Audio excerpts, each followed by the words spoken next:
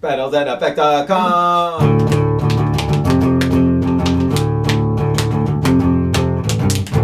Oh, fuck that snare fill. Sorry, Mark Juliana. But anyway, so we are here to talk to Tim about one of the best records, if not the best. I bet it's the best record to come out this year. But the David Bowie record, Blackstar. Tim played bass on it with Mark Juliana on drums, and I forget who else is on the record. Donnie McCaslin's at sax, Right. and Jason Lindner on keyboards, and right. Ben Monder on guitar, and David Bowie on guitar. Wow, and vocals. Yep, of course. Did Tony play anything? Tony played strings on Blackstar. Okay. He played, I'm sure he did like other. I think they did some of the electronic treatment of what we played and stuff. Right. Yeah, but Tony did all the strings on Blackstar on the track Blackstar. So what I remember, like just a little history background, I just remember Mark telling me, I don't know if he told me in person or maybe on a text, but like you won't believe who we're recording with. And this was like years ago, and I just went, whoa, holy shit, you guys are recording with Bowie, motherfucker. That's a huge thing. And then I'd see you, and you would tell me a little bit, but not too much. But like, it basically started, what, 3 years ago? This record? Yeah. January last year. January. Oh shit, 2015. It was. Yeah. I'm an idiot then. I'm thinking. No. You're thinking about maybe the next day with somebody else. No, I think I told you a little bit. Like we signed NDA, so I couldn't make a big deal out of it. But yeah, basically we did it January, 1 week a month, January, February, March 2015. Okay. So. Right. Yeah. 1 week a month. Yeah, like we'd schedule a week because I was also doing the Tedeschi Trucks record, the Living Guy, which also just came out. So we were recording at the same time. So I like fly from New York to Florida. Oh God, I was seriously like that period. I wasn't home till I didn't get really home till like March 1st, I think, in 2015. Whoa. I went home for. I'm from the East Coast, so like I went home for Christmas, to the East Coast, and then went to New York, started recording Bowie, and then flew to Florida, toured, flew back to New York. It was crazy. Wow. Crazy, yeah. Man. So the first round, did you guys get songs, or were you guys just feeling it out? The first, like out of the 3 week periods, the 3 1 week periods, the first week, did you guys get anything recorded? Yeah, we were recording from day one. Oh, okay. Yeah, because he had sent us demos, like pretty intricate demos. Like he played everything in, or him and Tony and maybe Zach Alford had demoed stuff like the year before.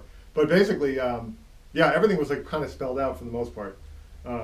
But basically, I think in the beginning sessions, like there was only one tune that ended up making the record in the beginning session, which was "'Tis a Pity She's a Whore." We did that pretty much from the first week. I'm pretty sure we did it. But the rest of the first week was songs that didn't make the record, but made the Lazarus play. I don't know what the titles are now, and there's a couple in the can. I don't know what's going to happen to them. This is one song called "When Things Go Bad." That's like a classic banger, hunky dory era. Oh, awesome! That's fucking unbelievable. What a good song. I know, but it didn't fit the theme. So So they didn't. I mean, don't ask me. I don't know the real reasons why, but it thematically wouldn't have fit. Because it's kind of a happy banger. Right. It's just it's great to hear that you still have those in them. I mean, you cannot believe these demos you sent. They're so unreal. So you guys got them in MP3s or cassettes? Yeah, they just emailed them to us. Wow. Yeah. Man, they're in the internet world somewhere. Yeah, I'm gonna bust open your phone. Okay, so then the second of the 3 weeks, that second week, you guys got more. Yeah, they started becoming like with the track. I'm trying to maybe that was that might have been when we did Lazarus.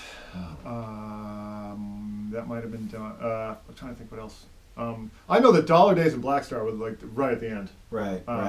And I think he had just written like Dollar Days and Blackstar, maybe, and he just sort of written those. So those are fresh. Right. Like he had written a bunch of stuff, and I think we played it. I don't think he liked the lyrical content or something. Like so, it just sort of, went by the wayside. We recorded it. They were fully done, and all the overdubs were done and everything. They just didn't keep it. So, so as the sessions went on, the more the sessions went on, the more he was writing and finishing stuff, and then he'd send it to us, and then that stuff made the record. So you would check it out. I can't give everything away. Same thing. Like you would just learn it, and you would go into the studio already knowing the song. Yeah, I charted out a little bit. Right. Because we. It's kind of a jazz group, so like we were sort of looking at stuff and like Jason Lindner tends to memorize stuff, so he kind of the guitar. But I always had to sort of look at stuff. I mean, at least initially, because sometimes the forms are like Bowie stuff is you know, it's quirky. So like sometimes it's better to not fuck up is what how I Right. yeah. Even though Visconti was like, yeah, he's the first taker. It's like, you know, we all. I think, well, actually, you know, when it came to actually recording, you know, we had run through it a few times, and so like, you know, it's always the first take. Right. Was usable but conservative. Right. So basically, between Mark, Juliana, and I, like mostly the second takes they were taking because they'd say, yeah, let's go, let's do another one, you know, like go for some more stuff, and you know, they wanted Mark to play more for sure, and then sort of, you know, as a corollary, I would do it too a little bit. Right. But it depends on the song, you know. But basically, yeah, him and I were done early, and we just sit there and make jokes with David. It was. And just kick it. Well, you know, we try not to interrupt the flow of stuff, but you know, it was. That's what we just. So you guys would. So after you guys were done, you'd still just kick it there while they would do other shit. Yeah. Because it would seem like you know, like you're hanging with a legend, and like, you know, you want to hang and just, you know, and he would kick he was like, at a certain point, like, you know, he was insulting us so much. Like, I started keeping score. I was like, Bowie, 15, me, Lefebvre, 4, you know, Juliana, 2. You know, it was like, he was kicking on. He was the funniest. He was a really funny guy. Oh, fuck. He was like, you know, because he was friends with Ricky Gervais, and that's his. You know, have you ever seen that video of him playing piano? He's so fast, man. Like, that's totally what he's like. So, like, you know, it was really, really funny. Like, so you just all day getting your ass kicked. So good. That's like really witty British dry, like, you know. Right. Yeah. But you guys weren't around when he did his vocals, or were you? No, he sang. He came in the room and sang with us. Fuck. And in fact, I think like on "Girl Loves Me," that was another one that we did early too. But "Girl Loves Me," I think, you know, you can hear in the track, like, because he came in and tracked live with us, but there wasn't much separation. So there was a ton of drums getting into his mic when he was singing. You know, we'd lay down the track. So I think on "Girl Loves Me," they took some of that ambience from the room when he was singing, like, and I think they sampled it into the drum kit, like, through his mic. That's what Mark was guessing that, Juliana. Right. You know, which I think is right. It's just some kind of room ambience on the snare and that, but it's from David's mic, I'm pretty sure. Fuck. Yeah. That's so tight. Yeah, that's pretty. Like, he came in and sang everything. I mean, you know, sang great. You know, amazing guy. I think after that was all done, they went and retracked everything. You know, when he was isolated. Right. You know. You can hear it on "'Tis a Pity She's a Whore." Although that might have been. You can hear him like shuffling papers and stuff, and it's hard to tell, like, what. Yeah. But I think that's like, you know, they just said, well, we just leave that on across the whole track, you know. Basically, I think it is, and then you can hear him. The yelling he does at the end of the track happened while he was singing live with us, so it's like, woo, you know. Yeah. Right. It was just so funny because like it's a really erudite thing. I think it's like some play from the 50s. "'Tis a Pity She's a Whore." Like, it's either a quote from it or it's actually the name of a play. So, like, you know.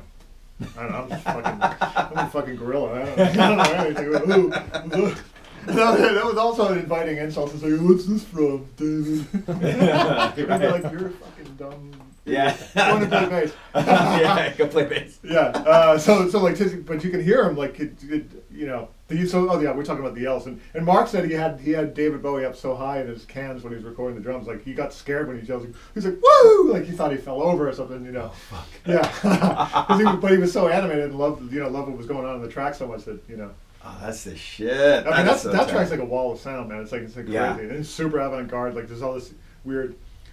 Well, actually, you know, that the demo he sent us was on the B-side of Sue that he did with Maria Schneider Orchestra. So like, and he played all the saxophone and all the piano, the weird piano. Like, it's like basically like a tennis ball effect where you drop it. It's like down, like everything speeds up. Like, there's two things of that going on. Right. In his demo. Wait a sec. So the sax on there is him too? No, the sax on the track on the record, but it did come out before as he put it out on the B-side of Sue. Right. And it's the demo, so you can hear that demo if you buy that track. Oh, really? Yeah. So it's incredible.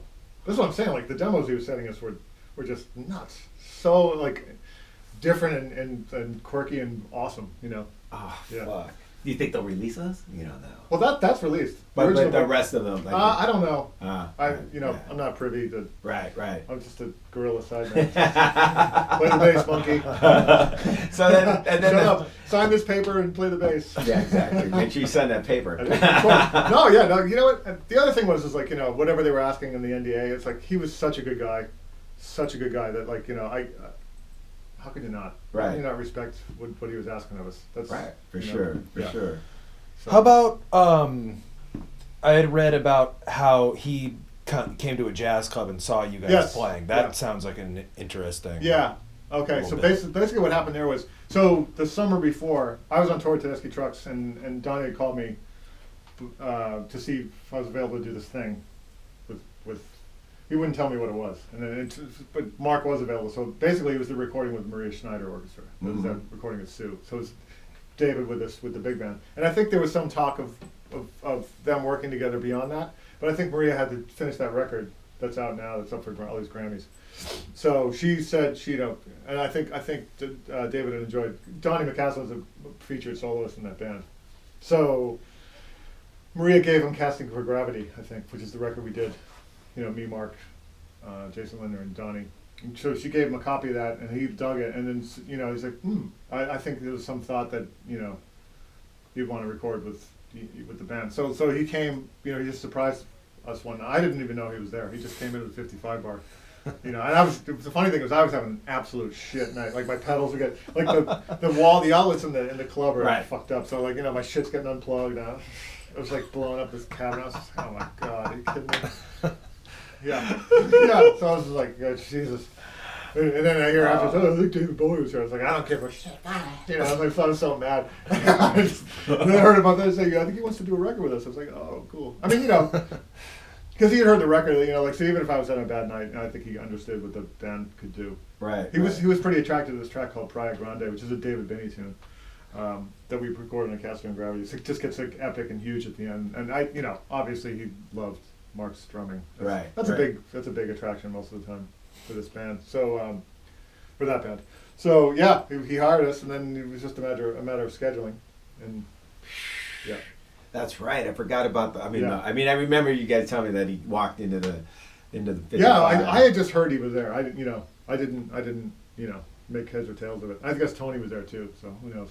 It's just awesome though. It's like like if you're grinding out in New York and then something really epic comes out of it. You know what I mean? Like it just seems like something that happens. I'm probably wrong, but it just seems like something that happens more in New York than it's going to happen. Like who goes to the Catalina and goes, No, I think you're 100% right. I mean, I think in LA, like it may not translate into anything like any kind of, like for instance, we did that gig last night.